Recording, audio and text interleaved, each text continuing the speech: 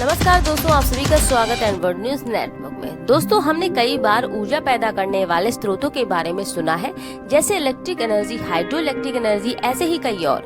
आज हम बात करेंगे हीट एनर्जी की, जिसमें वैज्ञानिकों द्वारा हाल में एक मटेरियल की खोज की गई है जो गर्मी को ऊर्जा में परिवर्तित कर सकता है और काफी कार्यकुशल भी हो सकता है। तो आइए चलते हैं इस रिसर्च की तरफ। हाल ही में जापान के होक्काइडो विश्वविद्यालय के वैज्ञानिकों ने एक थर्मोइलेक्ट्रिक धातु ऑक्साइड फिल्म की खोज की है, जो कि 600 डिग्री सेल्सियस के अधिक उच्च तापमान पर प्रतिलिपि प्रस्तुत करने में भी कुशल है और साथ ही थर्मोइलेक्ट्रिक कन्वर्टर्स के रूप में भी इसका उपयोग किया जा सकता है। आपको बता दें कि यह रिसर्च होक्काइडो विश्वविद्यालय के इलेक्ट्रॉनिक साइंस विभाग के प्रोफेसर हिरोमिची ओहटा के नेतृत्व में हुआ।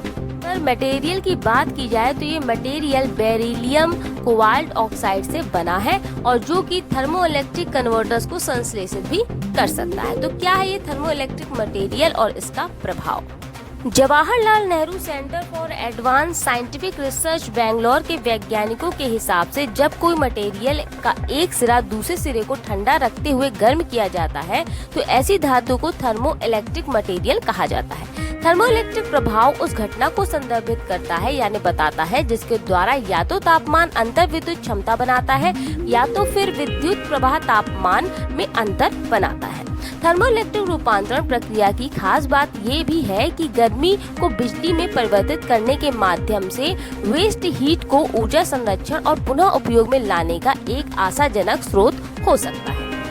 वहीं यदि व्यावसायिक तौर पर उपलब्ध थर्मोइलेक्ट्रिक रूपांतरण उपकरणों को दुर्लभ धातुओं का उपयोग करके संश्लेषित किया जाता है तो हाल ही में ये काफी कुशल और महंगे और ज्यादा मामलों में जहरीले पदार्थों का उपयोग भी करते हैं। इन दोनों कारकों के चलते इन कन्वर्टर्स को सीमित उपयोग के लिए प्रेरित किया गया है। इनका प्राथमिक दोष उच्च तापमान पर इनकी स्थिरता में कमी है। जो थर्मोइलेक्ट्रिक मटेरियल 600 डिग्री सेल्सियस के अधिक उच्च तापमान पर प्रतिलिपि प्रस्तुत करने में योग्य और कुशल है, उनके result ACS applied material and interface journal में प्रकाशित हो चुके हैं। चलिए अब आपको बताते हैं कि ये काम कैसे करता है। चलिए एक नजर में ये भी आप जान लीजिए। थर्मोइलेक्ट्रिक रूपांतरण यानी सीबैक इफेक्ट द्वारा संचालित होता है। जब एक संवहन सामग्री में तापमान में अंतर होता है तो इनमें विद्युत प्रवाह उत्पन्न हो जाता है। हालांकि थर्मोइलेक्ट्रिक रूपांतरण की दक्षता योग्यता ZT के थर्मोइलेक्ट्रिक फिगर नामक एक आकृति पर भी निर्भर करता है। ऐतिहासिक रूप से ऑक्साइड आधारित कन्वर्टर्स का ZT कम होता है, लेकिन हाल के शोध में ऐसे कई उम्मीदवारों का पता चला है कि जिनके पास उच्च GT क्षमता होती है, लेकिन अभी तक उनकी उच्च तापमान पर उनकी स्थिरता को अच्छी तरह से डॉक्यूमेंटेड नहीं किया गया है।